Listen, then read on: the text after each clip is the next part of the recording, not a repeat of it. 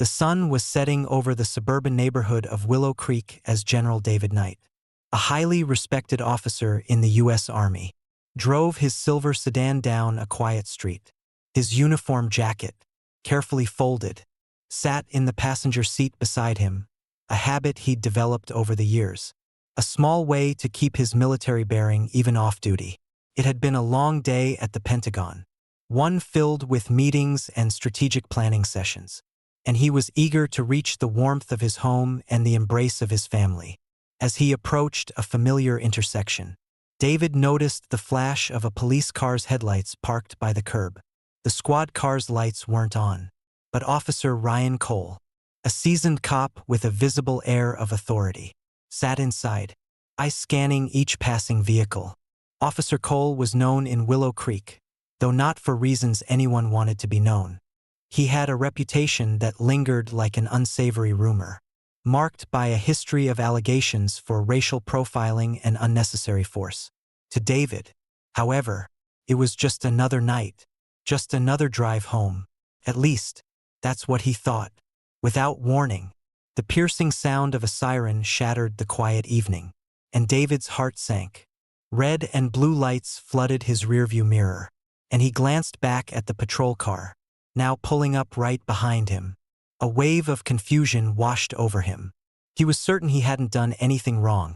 He hadn't been speeding or broken any traffic rules, but trained to respond respectfully to authority. David turned on his blinker and slowly pulled to the side of the road. As he turned off his engine, he took a steadying breath, telling himself this was likely just a misunderstanding.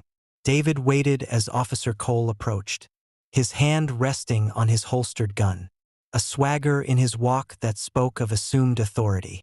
Cole stopped just outside David's window, his face a mask of intimidation, leaning down slightly to lock eyes with David.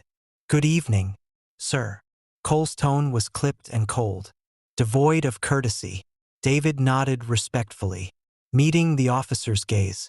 "Good evening, officer. May I ask why I've been pulled over?" David's voice was calm, measured, a tone he'd perfected over years of service. Officer Cole tilted his head, a smirk barely visible on his face. "Do you know why I pulled you over?" he asked, a mocking edge in his tone, one that suggested he knew David had no idea. David frowned, genuinely puzzled but keeping his tone steady. "No, officer, I'm not sure," he replied, glancing briefly at the dashboard to check his speed. He had been well within the speed limit, driving carefully, as always. "You were speeding," Cole declared with a certainty that seemed misplaced. David glanced around, noticing that the officer hadn't even brought a radar gun with him. There was no visible evidence to back up Cole's claim. Still, David chose not to argue. He understood that challenging the officer directly could escalate things quickly. "License and registration," Cole demanded, his tone a command rather than a request. David nodded, slowly reaching into the glove compartment. He kept his movements deliberate, remembering the stories he had heard from friends and colleagues, stories about quick movements being misconstrued, about situations spiraling out of control. As he handed over his license and registration, David offered a hint of a smile, hoping to defuse whatever tension might be brewing. While Cole examined the documents, he looked back at David, his eyes narrowing as if he were inspecting something he didn't quite trust. "You're driving through this neighborhood at night. Just wanted to make sure everything is okay." Cole's voice was laced with suspicion, a suggestion that somehow David didn't belong there. David furrowed his brow, confused. "Officer, I live in this neighborhood," he said, trying to keep his tone neutral, though the insinuation stung. It wasn't the first time he'd experienced a moment like this, where his presence alone seemed to be a source of discomfort for someone in authority. Cole didn't seem convinced. "Living here doesn't mean you're above the law," he shot back, crossing his arms as he straightened up. The tension between them thickened, and David felt a familiar weight settle over him, a weight he often had to carry, even in a uniform that should have demanded respect. "Officer, I'm a general in the U.S. Army," David explained, pulling out his military ID and offering it to Cole as a gesture of goodwill. He hoped the ID would help de-escalate things, show Cole that he was just a man trying to get home to his family. But the ID had the opposite effect. Cole's expression hardened, and a sneer crossed his lips. "And that means what exactly? That you get to do whatever you want?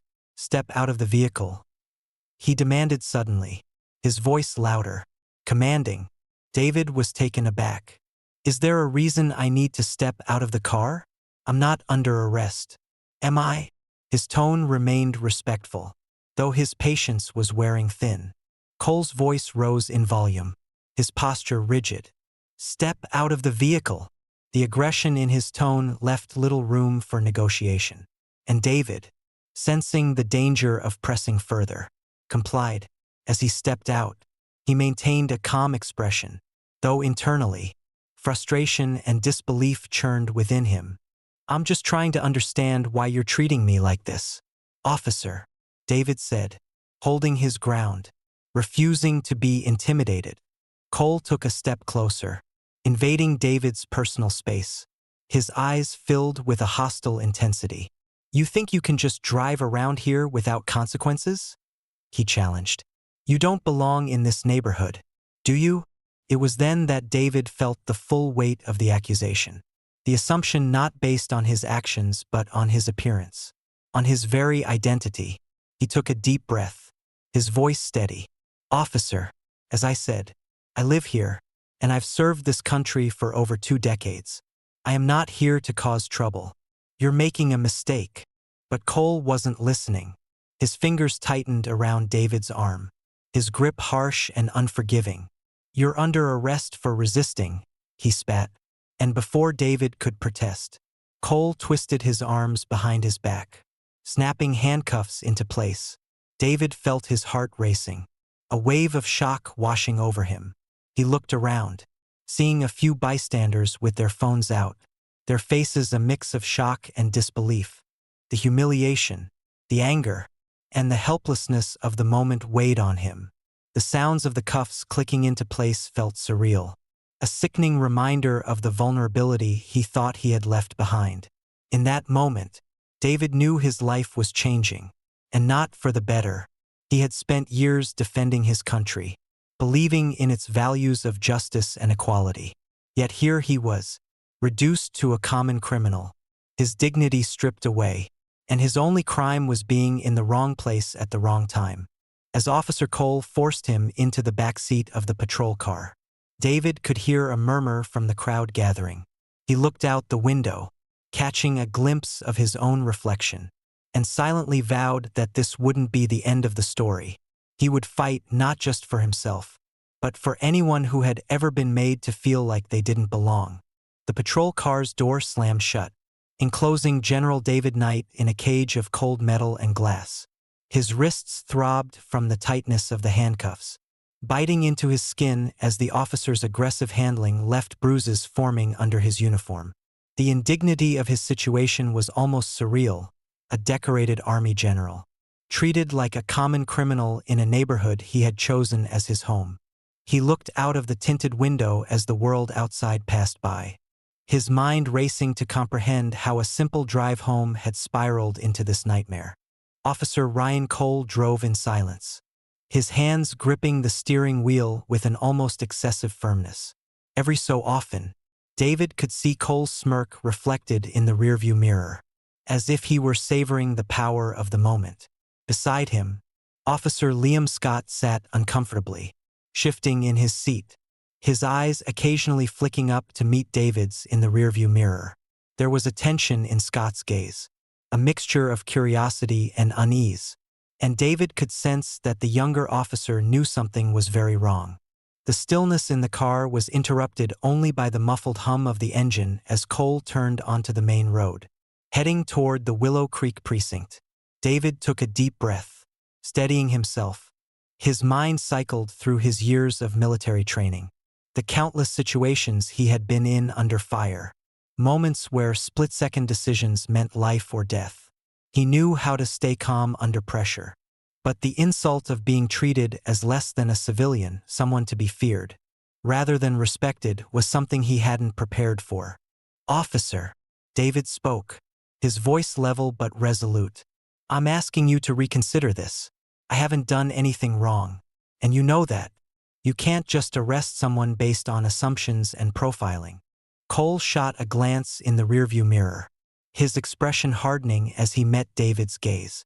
"You're in no position to tell me how to do my job, General," he retorted with a sneer, putting an emphasis on the title as if mocking it. "Maybe you're used to barking orders, but not here. Here, you follow my rules." His voice was dripping with disdain, his grip on the wheel tightening as he spoke. David felt a surge of anger rise within him, but he kept his tone even. He had learned long ago that anger only served to escalate situations, and this was not a battle he could win with force. "I am asking for respect," he replied, his voice calm but firm. "I have served this country with integrity. I am asking for the same in return." His words seemed to have no impact on Cole, whose face remained hardened, determined to make this arrest stand.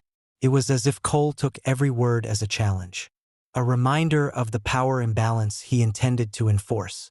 Officer Scott, meanwhile, continued to shift uncomfortably, glancing occasionally at his partner, as if he wanted to speak up but lacked the courage. As they approached the precinct, David noticed a small crowd forming near the building's entrance. News of the incident had spread quickly, and a few concerned onlookers stood outside, their faces marked with shock and disbelief as they recognized the man in the back of the patrol car. David knew some of these people. They were his neighbors, parents from his son's school, people he had seen at local events. The humiliation of being paraded before them like a criminal cut deep. The car came to a halt, and Cole got out, opening the back door and yanking David out roughly, gripping his arm with a force that was unnecessary and painful. David winced but kept his expression calm, his dignity refusing to be crushed by the humiliation. As Cole led him toward the precinct entrance, a few officers inside noticed the scene and exchanged uneasy glances, whispering to one another. David could feel the weight of their stares, but he kept his head held high. They entered the booking area, where fluorescent lights buzzed overhead, casting a sterile glow that seemed to intensify the surreal quality of the moment. Several officers looked up from their desks, their expressions varying from shock to outright discomfort. Among them stood Sergeant Thompson, an older officer with a reputation for fairness. Thompson's jaw dropped as he recognized David, a mixture of disbelief and anger settling in his eyes. "What's going on here?" Thompson demanded, his voice breaking the tense silence in the room. His eyes narrowed as he looked from Cole to David, and it was clear he understood the gravity of what he was witnessing. Cole attempted to keep his composure, but there was a flicker of uncertainty in his stance. "Suspicious behavior," he muttered, trying to sound authoritative. "He was driving through the neighborhood, acting defensive. I had to detain him." "Suspicious behavior?" Thompson's tone was incredulous. He took a step closer, his gaze piercing through Cole. "This is General David Knight, one of our community's most respected members. He was just driving home." David seized the opportunity, his voice steady as he addressed Thompson. "Sergeant, I was simply driving home. Officer Cole pulled me over without cause and then escalated the situation. I did nothing wrong, and yet I've been treated like a criminal." Cole quickly interjected, attempting to regain control. He was resistant. "I needed to ensure he was complying. I followed procedure." He insisted, though his voice lacked conviction. Thompson crossed his arms, his face a mixture of anger and frustration. "Resistant? Do you mean he had the audacity to question an unfounded stop?" He looked around the room, seeing the discomfort on the faces of other officers who had gathered to watch the exchange. "Enough," Blake shouted. General David Knight sat in the holding cell, his wrists now free from the biting grip of the handcuffs. But the bruises they left still throbbed as a reminder of his ordeal. The cell was dimly lit, the air heavy and stale, He could hear the faint echoes of voices outside the metal bars, distant but unmistakable. The adrenaline from his arrest had faded, replaced by a slow-burning anger that he contained beneath a layer of composure. He leaned against the cold concrete wall, eyes closed, drawing in slow breaths to steady himself. He couldn't afford to let his emotions rule him now. This was just the beginning of a fight that would require patience, strength, and, above all, dignity. He thought of his family, his wife, Sarah, and their 2 children, who were probably wondering why he was late. Sarah would be worried, maybe even calling him repeatedly, and his kids would be anxiously watching for his return. The thought tightened his chest, reminding him that this wasn't just his burden. It would affect them, too. He took another breath, focusing on what he had learned from years of military discipline, staying calm under pressure, thinking clearly, even when facing adversaries who doubted his worth. But this being treated like a criminal in his own community, simply for being who he was a new level of challenge, one he never anticipated. Outside, the tension in the precinct was palpable. Officers who knew David either personally or by reputation were left in shock and confusion. Officer Ryan Cole had returned to his desk with a sense of self-satisfaction, convinced he'd made his point. Yet his partner, Officer Liam Scott, sat in silence, the weight of guilt sinking in. Scott had witnessed everything and, deep down, he knew they had crossed a line. He glanced over at Sergeant Thompson, who was fuming, his eyes narrowing as he observed Cole's smug demeanor. Sergeant Thompson finally approached Cole's desk, his voice low and controlled. "You understand the severity of what you've done, don't you, Officer Cole?" His voice was cold, carrying an authority that couldn't be ignored. Cole looked up, trying to maintain his confidence. "I was just doing my job, Sergeant." He was acting suspiciously, driving defensively, and he resisted my authority. Thompson's expression hardened, his voice now barely more than a whisper. "Suspicious? He's a decorated Army general, a respected member of this community. You think that justifies dragging him in here like a common criminal? You had no cause for any of this." Cole's bravado wavered, but he quickly masked it with a defiant glare. "Look, he needed to be reminded that he's not above the law. I acted within my rights." Thompson clenched his fists, clearly restraining his anger. "Rights?" he repeated, his tone icy. "Being an officer doesn't give you the right to abuse your power or your bias. We serve the community, Cole, every member of it, without discrimination." Their exchange was interrupted by the precinct's chief, Harold Jenkins, who had been alerted to the incident. He stood by the doorway, his face drawn, his eyes sharp. Chief Jenkins was known for his fair approach, always stressing accountability and transparency. The reputation he had spent years building was now threatened by the actions of one reckless officer. He walked into the room, his presence immediately drawing the attention of every officer nearby. "Cole," he called out, his voice carrying authority with an undertone of restrained anger. "My office, now," without waiting for a response. Jenkins turned on his heel and strode toward his office. The officers in the precinct watched in silence as Cole followed, his face pale and tense. Inside Jenkins' office, the chief closed the door and took a moment to collect himself, his gaze fixed on Cole with unyielding intensity. "Do you have any idea what you've done?" he asked, his voice dangerously quiet. "Arresting a military general on a fabricated charge. Do you realize the implications for this department, for our community, for you?" Cole shifted uncomfortably, his bravado quickly fading. I was just trying to maintain control. Chief." He was acting like he didn't respect my authority. You thought wrong." Jenkins interrupted, his voice rising. "Respecting authority isn't an excuse to harass someone. General Knight has done more for this country than you or I can ever claim. You humiliated him in front of his own community, his own family. And for what? Because you couldn't control your bias?" Cole's eyes darted to the floor, his defiance draining under Jenkins' scrutiny. Jenkins took a deep breath, visibly calming himself. I'm launching an internal investigation. Cole, you'll be placed on leave. Effective immediately. Cole's face flushed with anger, but he swallowed his protest, realizing he was in no position to argue. Jenkins waved his hand, signaling him to leave. Cole hesitated for a moment, but then nodded stiffly and left the office. His shoulders slumped. Meanwhile, back in the holding cell, David's thoughts were interrupted by the arrival of Sergeant Thompson. The sergeant approached the bars, his expression one of genuine regret. "General Knight," he began, his voice softer than before.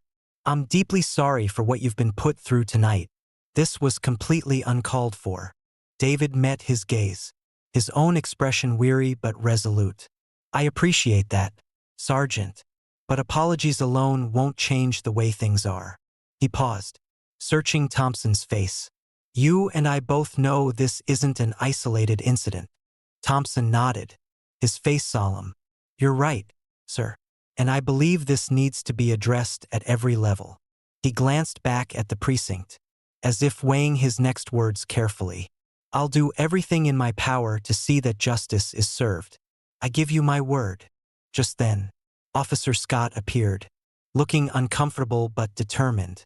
He nodded respectfully at David before addressing Thompson. "Sergeant, I need to speak up. What happened tonight was wrong. I should have stopped it, or at least said something." Thompson studied Scott, seeing the shame and guilt in his eyes. "It's good you're stepping forward now, Officer Scott. We'll need your testimony if we're going to set this right." David observed the exchange, recognizing the signs of genuine regret on Scott's face. He nodded, acknowledging the young officer's courage in speaking out, even if it was belated. "I appreciate your honesty, Officer Scott," he said quietly. "It's a start."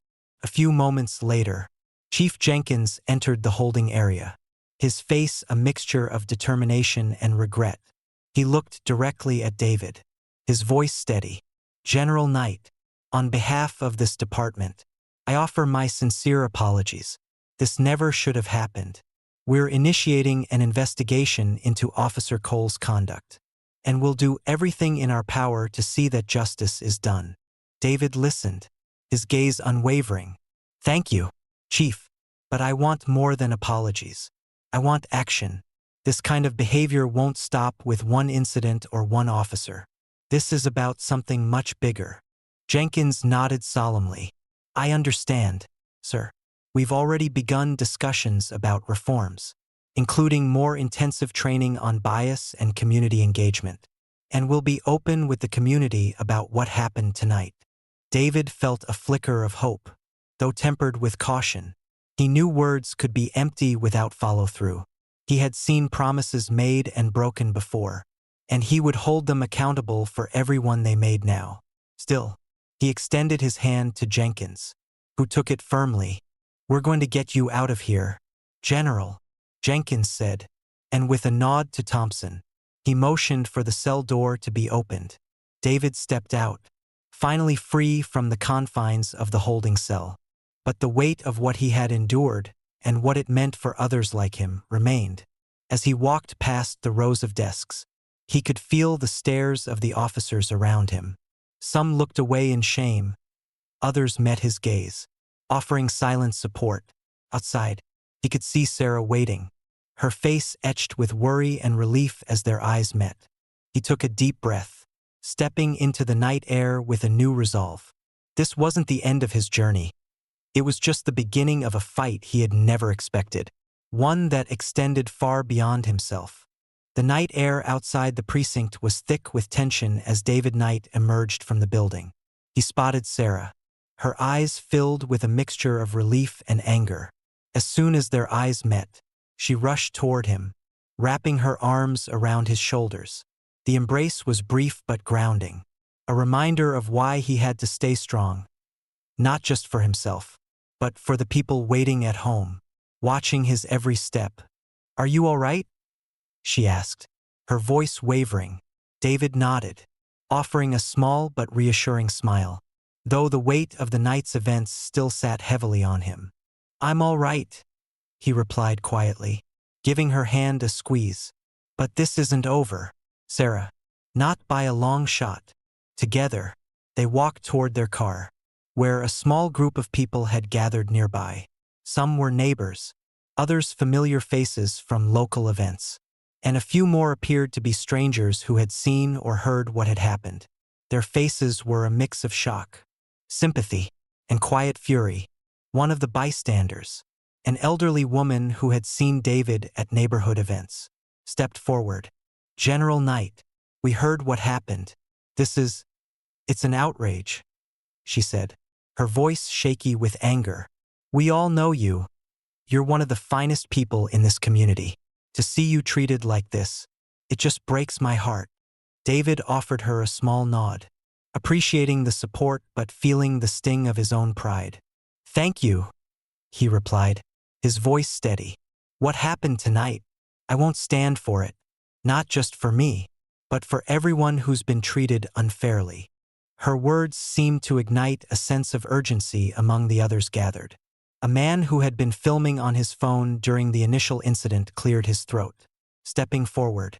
"I got the whole thing on video, General. I saw how that officer treated you. It was wrong. People need to see this, to know what really goes on." David hesitated, knowing the power that video could have. He also understood the risk. Exposing the footage could lead to backlash, even threats. But he recognized that this was bigger than him. This was about giving a voice to people who had long been silenced. He gave the man a nod. "Thank you. Let's make sure the truth comes out." As word spread about David's arrest, the community began to rally. By the next morning, local news stations had picked up the story, airing interviews with residents who expressed outrage and disbelief over the way a decorated military general had been treated by his own community's police force. The video footage taken by the bystanders circulated rapidly on social media, gaining traction with hashtags like #JusticeForKnight and #EndRacialProfiling. Sarah spent the day fielding calls from concerned friends, neighbors, and local activists. Her phone rang almost constantly, the outpouring of support both comforting and overwhelming. She organized a meeting at a nearby community center, determined to turn their collective anger into action. By late afternoon, the center's modest meeting room was filled with people, young and old, Black, white, Latino, and Asian, gathered together by a shared sense of injustice. At the front of the room, Sarah addressed the crowd, her voice steady and clear. "What happened to David last night could have happened to any of us. It's time we stand up and make sure that no one else in our community goes through this kind of humiliation and unfair treatment." The crowd murmured in agreement, and as she spoke, a young man in the back raised his hand. "Mrs. Knight, what can we do? We're angry, but we want to make sure this leads to real change." Sarah nodded, grateful for his question. "We need to make our voices heard. We can organize protests, we can attend town hall meetings, and we can demand accountability from our police department. This isn't just about David. This is about every single person in Willow Creek who's ever been judged or treated differently just because of how they look." David, who had been sitting quietly to the side, listening, now stood up. He surveyed the crowd, taking in their earnest, determined faces. "For years, I've dedicated my life to serving this country," he began, his voice resonant with conviction. "I fought for freedom, justice, and the idea that every American should be treated with respect. But last night, I was shown that even in my own home, I am still seen as an outsider by those who are supposed to protect us." A ripple of indignation ran through the crowd, his words touching the frustrations and experiences many had felt themselves. David took a breath, collecting his thoughts. "What happened to me isn't just about one officer or one incident," he continued. "It's about a system that allows for prejudice to fester unchecked. It's about a culture where some people feel entitled to power without accountability. That's why we need to come together, not just for one protest or one petition, but to demand real, lasting change in how our community is policed." The room erupted in applause, the intensity of the moment catching fire. Community leaders and activists began planning events, marches, meetings, and petitions, all aimed at pressuring the local government and the police department to acknowledge the injustice and make real reforms. People exchanged phone numbers, organized roles, and set up a local online group to coordinate their efforts. This wasn't just a gathering. It was the beginning of a movement. Meanwhile, the Willow Creek Police Department was feeling the heat. News of David's arrest had reached the police chief's desk by early morning, and he had been inundated with calls from the media, city officials, and outraged citizens. Chief Jenkins knew he had a crisis on his hands, one that wouldn't be solved with a simple statement. The community was demanding accountability, and David's reputation as a decorated military general only amplified the outrage. Jenkins organized an emergency meeting with his senior staff, determined to find a way to address the escalating situation. "We have to be transparent about what happened," Jenkins insisted, his tone firm as he addressed his officers. "This isn't just about Officer Cole's actions. It's about how we're going to ensure that something like this doesn't happen again." Some officers looked uneasy, especially those who had sided with Cole's aggressive methods in the past. But others, like Officer Liam Scott, nodded in agreement, feeling the weight of their roles in serving and protecting the community. Back at the community center, Sarah and David were approached by an older gentleman named Mr. Castillo, a longtime Willow Creek resident and retired teacher. "General Knight," he said, his voice warm with respect. "I've been waiting for something like this for years.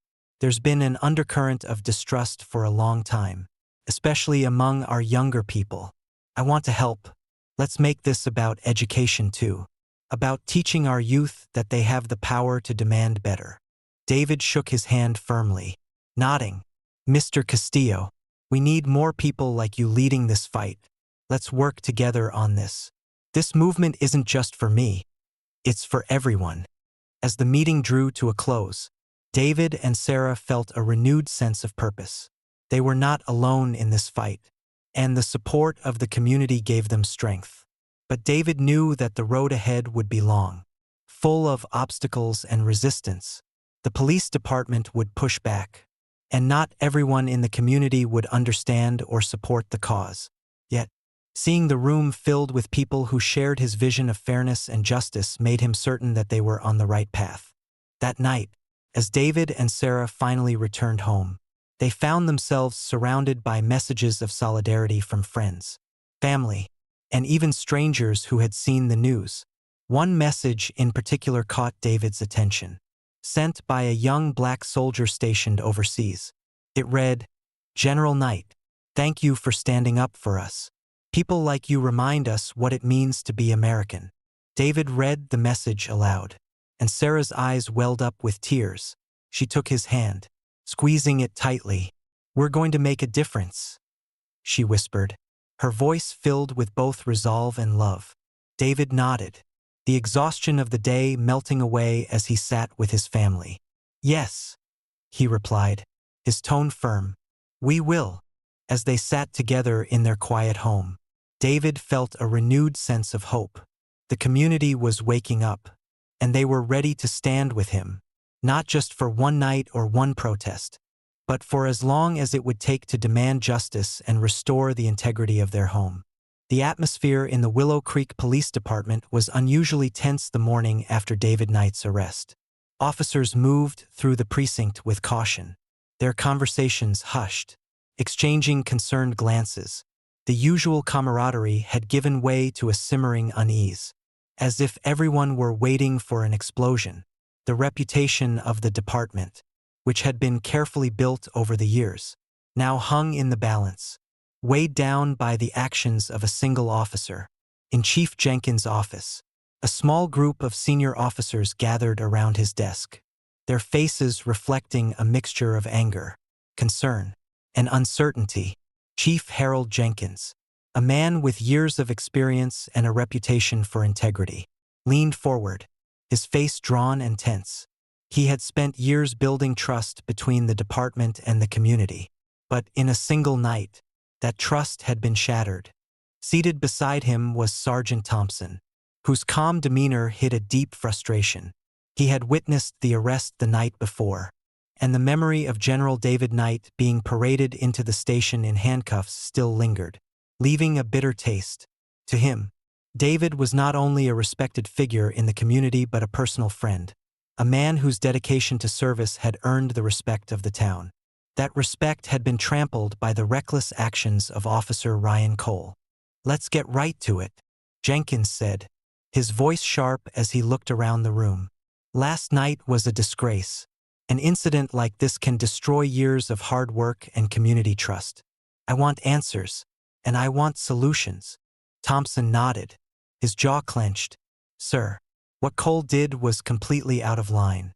This wasn't a situation that called for an arrest, let alone for a man like General Knight. He didn't just cross a line, he obliterated it." Chief Jenkins sighed heavily, rubbing his temples. "Thompson, I'm aware, but I need more than that. We're dealing with a department-wide issue now. The whole community is demanding accountability. We can't sweep this under the rug and move on like nothing happened." As Jenkins spoke, Officer Liam Scott stood quietly at the back of the room. He'd been present during the incident and had watched Cole's behavior with growing discomfort. Now, guilt gnawed at him for not stepping in sooner. Scott's reluctance to intervene had, in part, enabled Cole's actions, and he was painfully aware of it. Clearing his throat, he spoke up, his voice carrying a note of remorse. "Chief, I need to come forward about what happened," Scott began, shifting uncomfortably. "I should have said something. I should have questioned Cole's decision to pull over General Knight. But I didn't. I'm not proud of it. But I thought it was just going to be a quick check. Nothing serious." Then things escalated. Jenkins looked at Scott, studying the young officer's face. "Why didn't you speak up?" he asked, though his tone lacked accusation. Scott lowered his gaze. I thought it wasn't my place to question him. Cole has seniority, and he's, known for being firm. I figured it would be over in a minute." Sergeant Thompson interjected, his tone firm. "Being firm doesn't give him license to abuse his authority. Scott, what happened was an abuse of power, and the fact that others stood by, whether out of fear or loyalty, only makes it worse." Scott nodded, his expression filled with guilt. "I know, and I take responsibility for not stepping in sooner. I'll give a full statement, if that's what's needed." Chief Jenkins considered this, his eyes narrowing. "It will be needed, Officer Scott, and I appreciate your honesty here. But the real question is, how do we move forward?" A heavy silence filled the room as each officer absorbed the gravity of the situation. Thompson broke it by suggesting an internal review board, specifically to assess cases involving questionable use of authority and racial profiling. "If we're going to address this head-on, we need a system that holds our officers accountable. We can't just wait for the community to catch us in the act and then react." Jenkins nodded thoughtfully. "I agree, and we're not only implementing that, but we're going to start mandatory training sessions, implicit bias, de-escalation tactics, and community engagement. Every single officer will attend." One of the senior officers, Officer Martinez, shifted uncomfortably. "Chief, I understand the need for change, but I don't see how one incident should redefine everything we do here. Cole made a mistake. Yes, but he was trying to enforce the law." Jenkins' gaze sharpened as he looked at her. "This wasn't just a mistake, Martinez. This was an act that exposed a much deeper problem. It's not just about one officer. It's about a culture that's allowed incidents like this to happen repeatedly, with no consequence. If we don't change now, we're going to lose what little trust we have left in this community." The door to Jenkins' office opened, and a young administrative assistant entered, carrying a stack of printed complaints. "Chief, I thought you might want to see these," she said, setting the documents on his desk. "It's from last night's calls and complaints. The community is demanding answers. People want a town hall meeting to discuss this."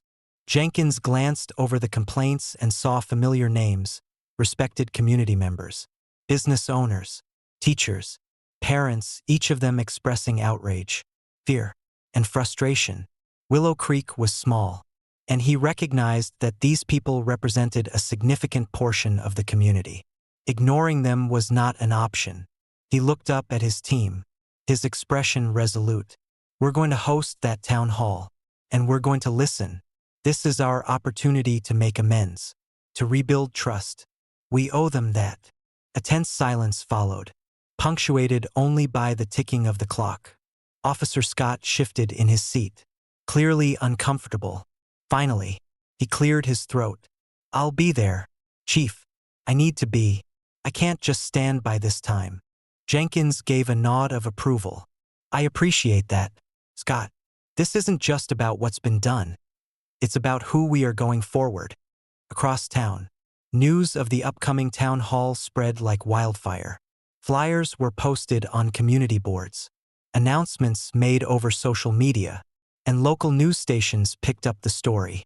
By the time the date arrived, the Willow Creek Community Center was filled to capacity. Residents, local activists, teachers, business owners, and parents crowded into the hall, their expressions a mix of anger, hope, and determination. As the crowd settled, Chief Jenkins stepped up to the microphone. His usual composed demeanor softened by a deep sense of responsibility. He took a deep breath, glancing out at the faces watching him. This wasn't just about defending his department. It was about owning up to its mistakes. Thank you all for coming, he began, his voice steady. I know many of you are here because you feel hurt, betrayed, and understandably angry. What happened to General David Knight is unacceptable, and it reflects a failure on our part to uphold the values we're sworn to protect. A murmur ran through the crowd as Jenkins continued. We are committed to making real changes, beginning with mandatory training in implicit bias. De-escalation technique. And community engagement for every officer in this department. We will also be implementing an internal review board to ensure that any incidents of misconduct are investigated thoroughly and transparently. From the back of the room, David Knight rose, his presence commanding attention. The room grew quiet as he approached the microphone, nodding respectfully to Jenkins before turning to face the audience. What happened to me, he began, his voice strong, is something that's been happening to people in our community for years. This isn't just about one officer or one incident. It's about a system that needs reform. Applause rippled through the audience, and David continued. We need accountability, yes, but we also need a commitment to seeing people for who they are, not just what they look like or where they're from. The training and reforms Chief Jenkins has proposed are a start, but they're just that, a start. Jenkins nodded in agreement, appreciating David's words. He took back the microphone, his tone more personal now. I know words aren't enough, and I don't expect them to be, but we're here because we want to work with you, to rebuild trust, to listen and learn from this experience. We're not perfect, and there will be more to learn along the way, but I am committed to this journey. As the meeting continued, residents took turns sharing their own experiences with law enforcement, detailing the ways in which they had felt dismissed, judged, or even threatened. The officers present listened in silence, many of them hearing these stories for the first time and visibly shaken by them. At the end of the night, as the crowd slowly dispersed, David approached Jenkins. I appreciate your willingness to listen, Chief, he said, offering his hand. But remember, this community will be watching. They're counting on you to make this right. Jenkins shook David's hand firmly. I understand, General, and I won't let them down. As David left the community center, he felt a flicker of hope, a small but significant step in the right direction. He knew the road to change would be long and difficult, but tonight had shown him that Willow Creek was ready for it. He was no longer just a man seeking justice. He was part of a movement, one determined to reshape the future of his community. The events at the town hall meeting ignited a spark that spread quickly across Willow Creek. The anger and frustration that had been voiced that night transformed into something more focused and organized. A drive for genuine change. Within days, small groups began gathering in living rooms, cafes, and parks, talking about how they could turn their shared experiences into action.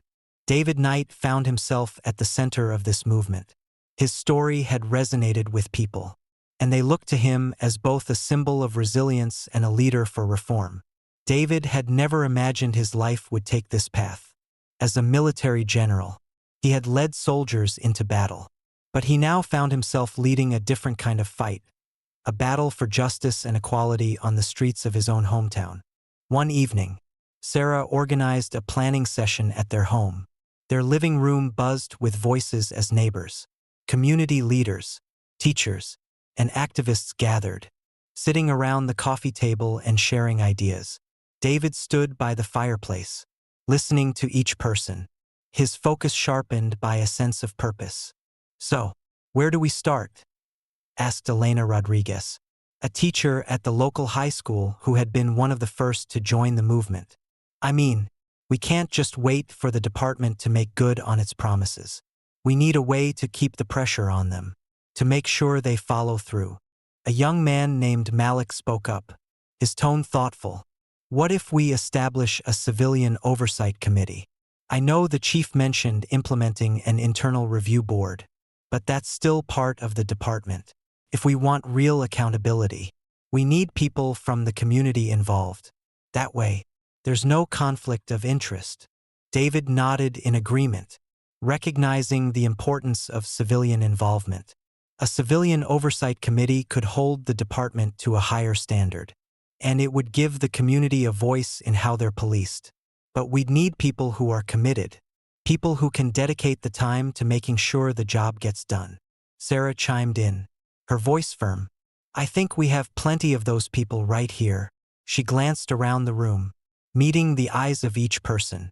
"This isn't just about supporting David. It's about supporting each other. We need a system that treats everyone fairly." The room filled with nods of agreement, and the sense of unity was palpable. Sarah took out a notebook and began jotting down roles and responsibilities. "So, let's get organized. If we're going to establish an oversight committee, we'll need volunteers, people to work on outreach, others to help with the logistics, and maybe a few who are good with numbers to track the department's progress on reforms." Across the room, Malik raised his hand. "I can help with the outreach," he offered. "I know a lot of folks who are ready to support this, but they don't know where to start. We can get the word out, organize events, bring more people on board." "I'll help too," added Elena. "As a teacher, I see how these issues affect our youth. They need to know that we're fighting for a future where they won't have to live in fear. We could hold workshops or forums at the school, educate the kids about their rights and about how they can stand up for themselves." The conversation continued late into the evening, the room filled with ideas and energy. As plans started to take shape, David felt a surge of hope. He had always believed in leading by example, and now, surrounded by his community, he saw that they were ready to follow suit, each willing to play a part in shaping a better future. In the days that followed, the momentum grew. The Oversight Committee was officially established and included representatives from all walks of life: teachers, business owners, activists, and even retired officers who had seen the need for reform within the department. The committee met regularly, holding open meetings where residents could come forward with their concerns, share their experiences, and discuss the changes they wanted to see. Meanwhile, David reached out to local civil rights organizations, seeking advice on effective methods for community-led reform. He connected with other towns that had faced similar challenges, learning from their successes and setbacks. The more he learned, the more he felt prepared to guide Willow Creek through this journey.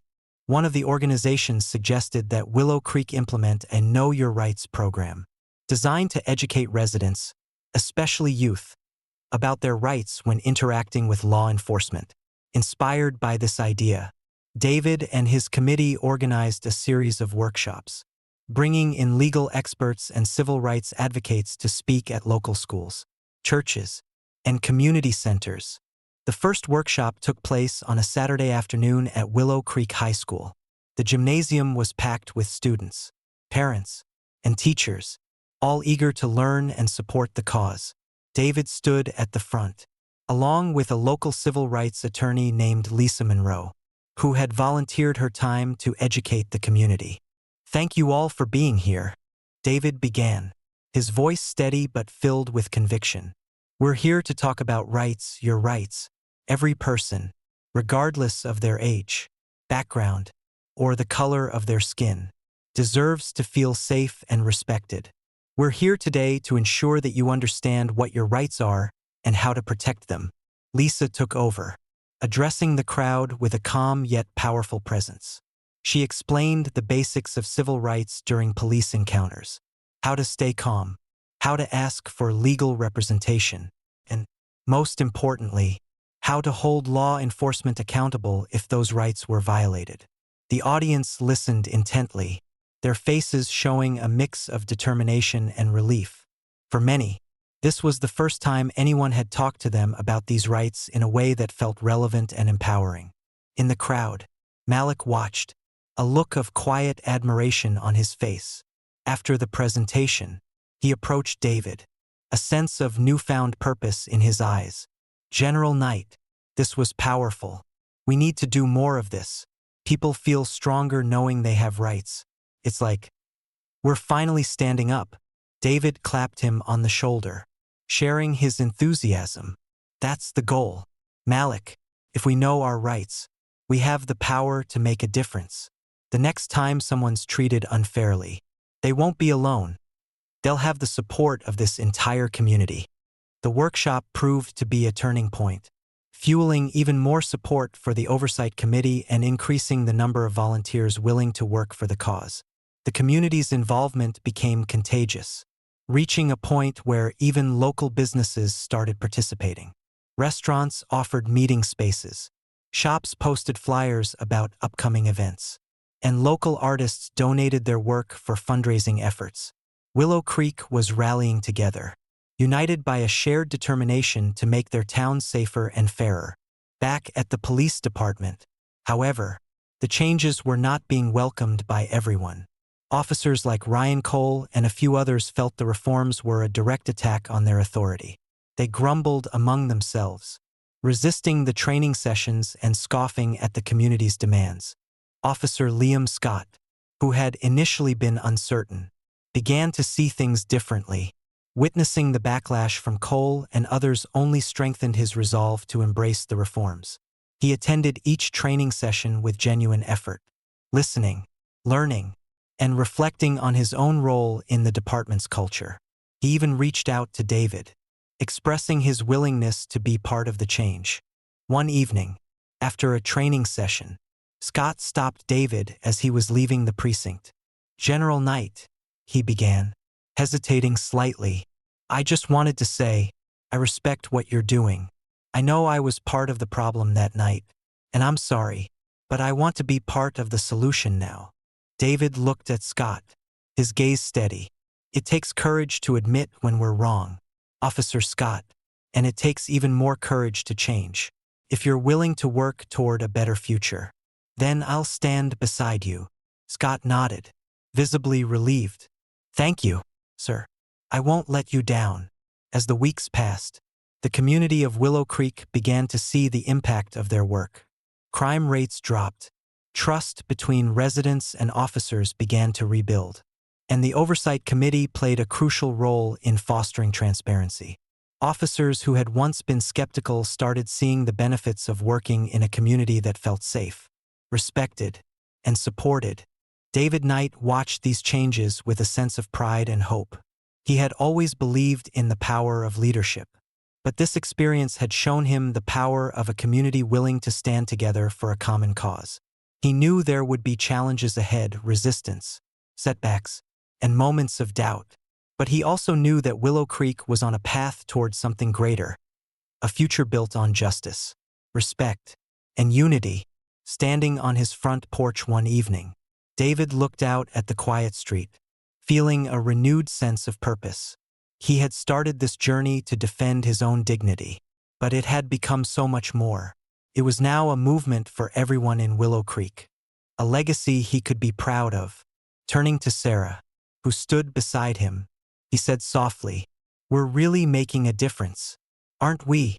Sarah smiled, resting her head on his shoulder. "Yes, David, and it's just the beginning." The day of the town hall meeting arrived, and Willow Creek was buzzing with anticipation. Flyers had been posted all over town, and word had spread through social media, local news, and community organizations. It felt as though everyone in the community was going to attend. The town's residents, young and old, from every neighborhood were coming together, eager to make their voices heard. This was more than a meeting.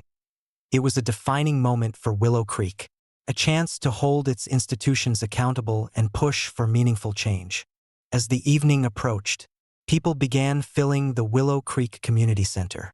The large auditorium was packed with rows of folding chairs, each one occupied by citizens who had come prepared with questions, concerns, and, for many, pent-up frustrations. At the front of the room was a small panel table set up for the speakers: Chief Harold Jenkins, Sergeant Thompson, and several city officials. David Knight and a few members of the newly formed Oversight Committee had also been invited to sit on the panel, representing the community's perspective. David and Sarah arrived together, greeted by nods of encouragement from neighbors and friends. As they made their way to the front, David felt the weight of his community's expectations. He had been a military general, someone accustomed to making decisions in high-stakes situations. But this was different. This was about creating a future for Willow Creek where everyone could feel safe, respected, and valued. Sarah gave his hand a reassuring squeeze as they took their seats, her gaze steady and supportive. Chief Jenkins adjusted his microphone, clearing his throat as the room quieted. He looked out over the crowd, his face a mixture of determination and concern. "Good evening, everyone. Thank you for being here," he began. "I know many of you are here tonight because of recent events that have caused pain and frustration in our community. I want to make it clear that we're here to listen, to answer your questions, and to find a path forward together." A few murmurs rippled through the crowd, but most listened in tense silence. Chief Jenkins continued, "In recent weeks, we've heard your calls for accountability, transparency, and reform within our police department. As chief, I take full responsibility for our actions and for the need to do better. We're committed to making meaningful changes, starting with implementing the Civilian Oversight Committee and mandatory training in de-escalation and implicit bias." His words were met with a few nods, but the audience remained reserved. David could sense their skepticism. They had heard promises before, and while some appreciated the chief's willingness to face them, they wanted to know what actions would truly follow. The floor was opened for questions, and a hand shot up immediately. It was from a woman named Carla, who had lived in Willow Creek her entire life. She stood up, her voice carrying a mix of pain and anger. "My son was stopped by the police last year, right outside our own neighborhood," she said, her voice trembling slightly. "He wasn't doing anything wrong, but they treated him like he was a criminal. I want to know how you're going to make sure that doesn't happen again." Jenkins listened intently, his expression somber. "I'm truly sorry for what your son went through, Carla. We're implementing new training programs to address these biases and ensure that our officers engage with every resident respectfully. Additionally, the Civilian Oversight Committee will give the community the power to review and address any complaints filed against our officers." The response was met with polite applause, but Carla's face remained skeptical. She sat down, her concerns not fully satisfied. Jenkins knew that words alone wouldn't be enough. They needed to see real, lasting changes. Next, a young man named Darius spoke up, his voice confident but tinged with frustration. "With all due respect, Chief, we've heard this before, promises of change. How can we trust that this time it's real?" He turned his gaze to David. "General Knight, You've seen leadership in action. What do you think is needed here? How can we make sure this isn't just another empty promise? David took a deep breath, steadying himself before answering. He knew that his words carried weight, and he didn't want to waste the opportunity to truly connect with his community. Darius, that's a good question. David began, his voice resonant with conviction. I've spent my career in the military, fighting for this country and for the values we hold dear: freedom, justice, and equality. But what I've come to realize is that sometimes the real fight isn't overseas. It's here, in our own communities. It's a battle for accountability, for compassion, and for a system that treats every person with respect. He paused, looking around the room. Real change won't happen overnight. It won't happen because of one meeting or one promise. It will take constant pressure, sustained commitment, and, most importantly, all of us working together. That's why we need this oversight committee to be strong and active. We need everyone here to stay involved, to keep showing up, and to hold our leaders accountable. His words seemed to resonate with the audience, and applause broke out. David's presence and honesty had struck a chord. He looked back at Darius, giving him a nod. It's going to be a long road, but together, I believe we can make Willow Creek a place where everyone feels safe. As more residents took the microphone, the conversation grew more animated. People shared personal stories of being stopped or questioned unjustly, and each story highlighted the need for systemic change. The oversight committee members took notes, listening closely to each person's experience, knowing that these accounts would help shape their agenda moving forward. Toward the end of the meeting, a familiar face appeared at the microphone: Officer Liam Scott. He took a deep breath, visibly nervous but resolute. I want to say something, he began, his voice wavering slightly. I was there the night General Knight was arrested. I was one of the officers who stood by and let it happen. A hush fell over the room. Scott's gaze moved to David, his expression one of regret. I want to apologize to you, sir, and to everyone here. I didn't speak up when I should have. I let my fear of going against a fellow officer get in the way of what was right. I know an apology isn't enough, but I want you all to know that I'm committed to being part of this change. I'm going to do better, and I hope to earn back your trust. The room was silent for a moment, and then a small ripple of applause began, growing louder.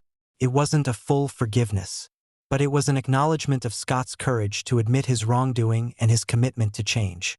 David nodded at Scott, a silent gesture of understanding and respect. Chief Jenkins took the microphone once more, his tone resolute.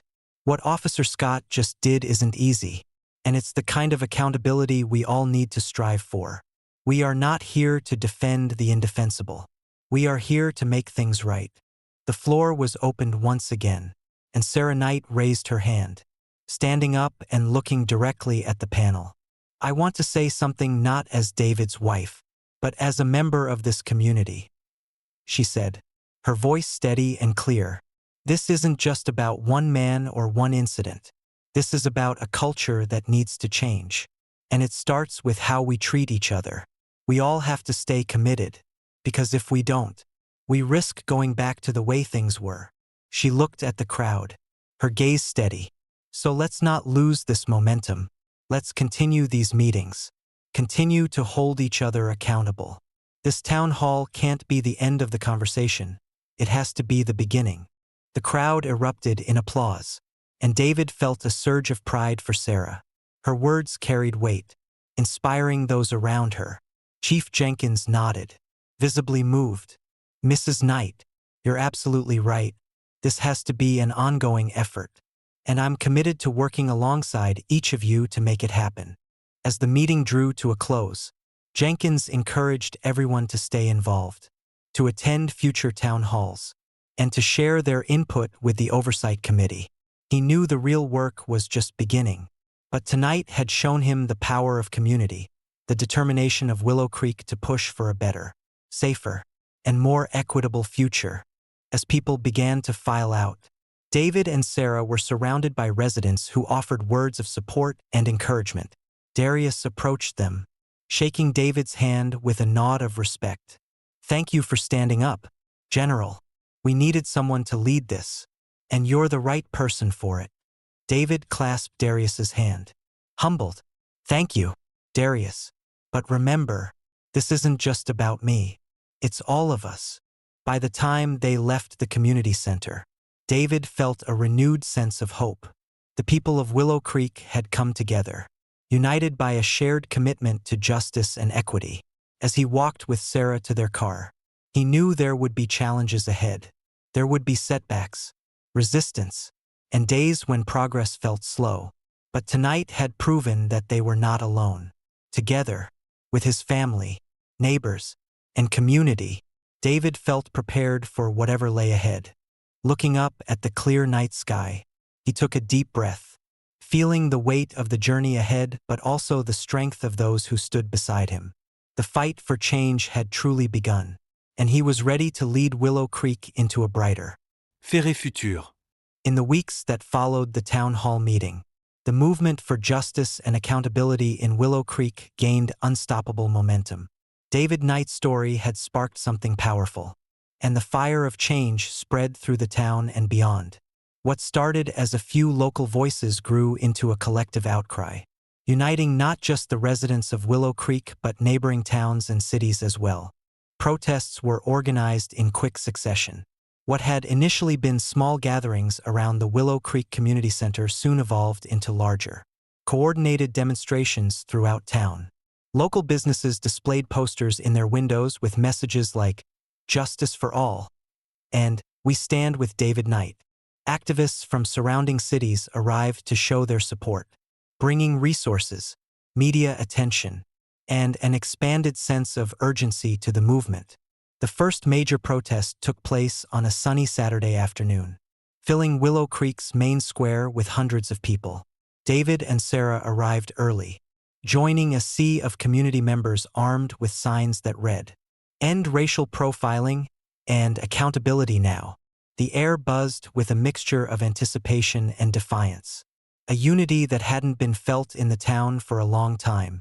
At the edge of the crowd, Malik, the young community organizer who had been working closely with David, held a megaphone and rallied the crowd. "Today, we are here to show that Willow Creek won't stand for injustice," he shouted, his voice carrying across the square. "We're here to remind those in power that this community will not be ignored." The crowd erupted in applause and cheers, their voices echoing off the buildings surrounding the square. David felt the energy ripple through him, reigniting his commitment to the cause. He took Sarah's hand, squeezing it tightly as they made their way through the crowd, stopping to speak with residents who thanked him for his courage and leadership. One by one, speakers took the stage. There was Carla, the mother who had shared her son's story at the town hall, and Mr. Castillo, the retired teacher who had become a regular voice at the oversight committee meetings. Each person brought their own story, their own perspective, each adding fuel to the fire for change. They spoke of their hopes for a community where they wouldn't have to fear the very people who were supposed to protect them.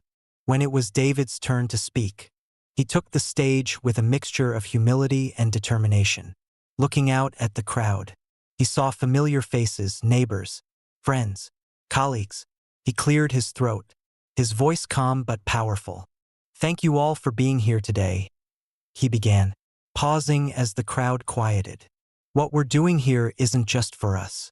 It's for everyone who has ever felt marginalized, everyone who's ever been treated as less than because of their race, their background, or simply because they looked different." The crowd listened intently, some nodding, others holding back tears. David's voice gained strength as he continued. "This isn't just about one officer or one incident.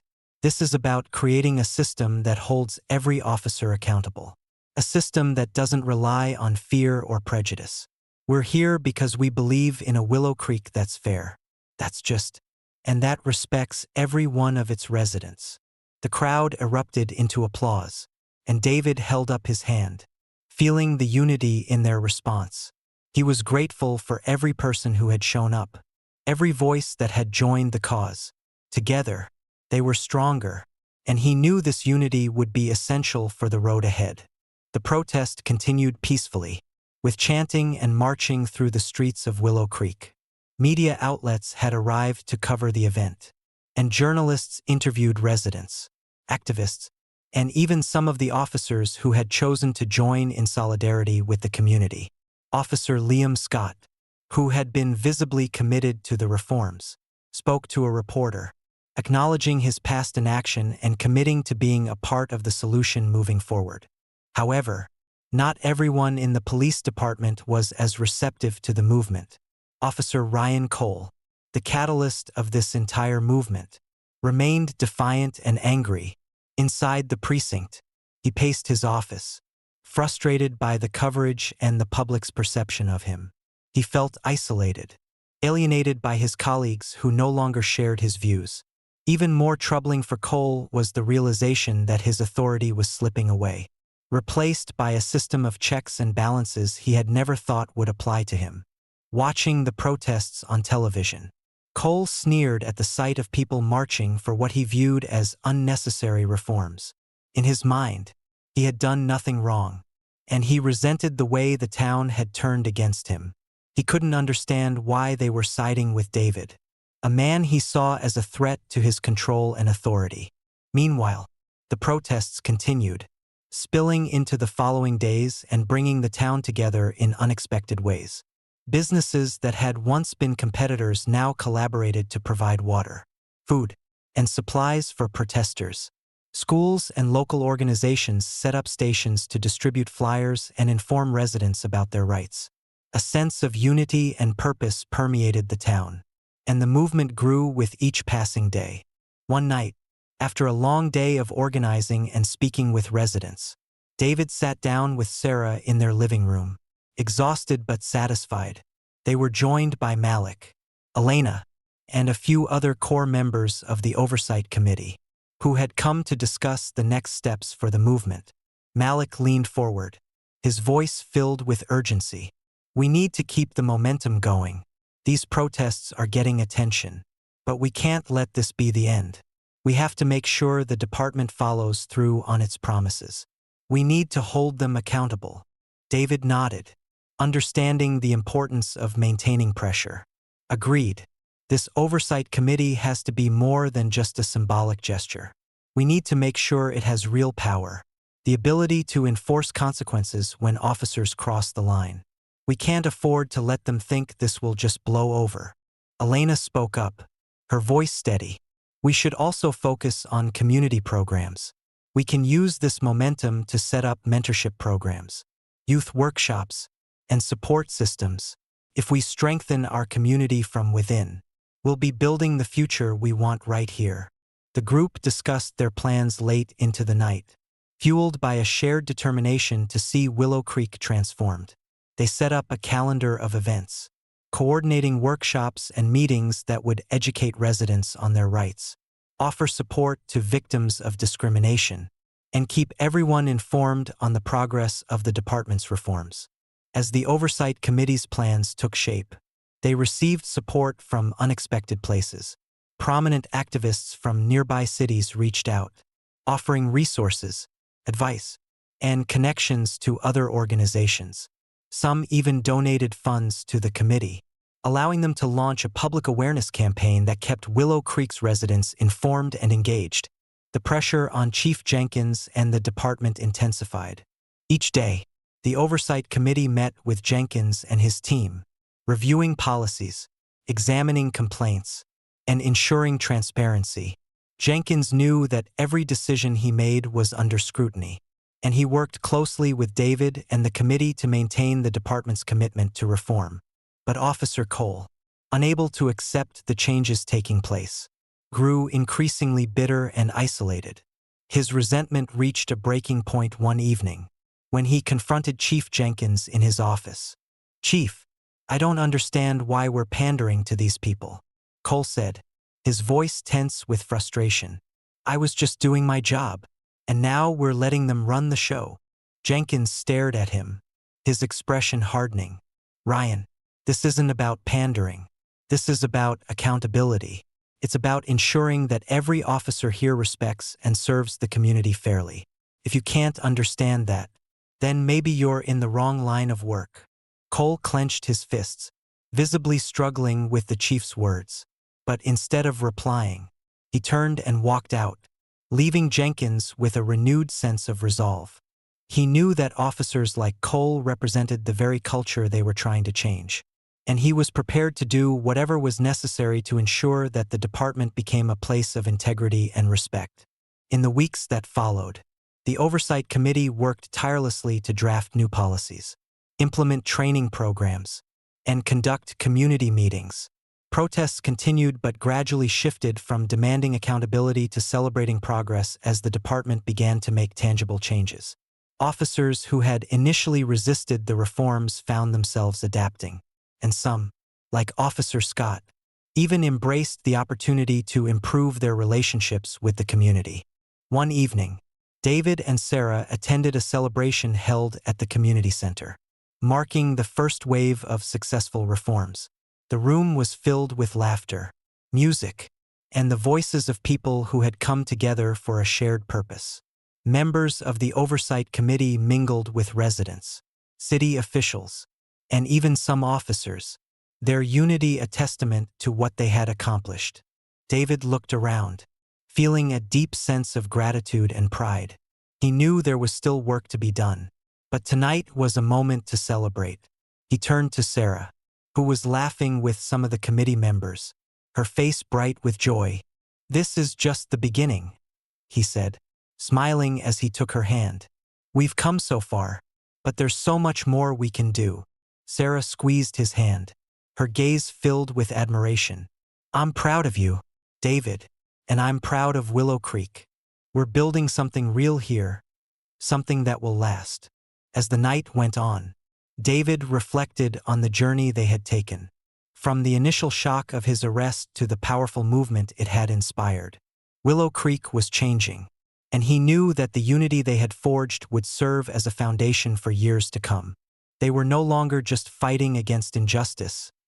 They were building a legacy of equality, respect, and hope, a future in which every resident of Willow Creek could walk down the street and feel safe, valued, and at home.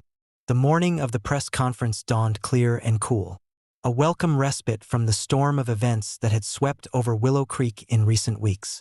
The anticipation was palpable throughout the town. Local media outlets had set up early outside the Willow Creek Police Department, cameras ready to capture what was expected to be a pivotal moment for the community.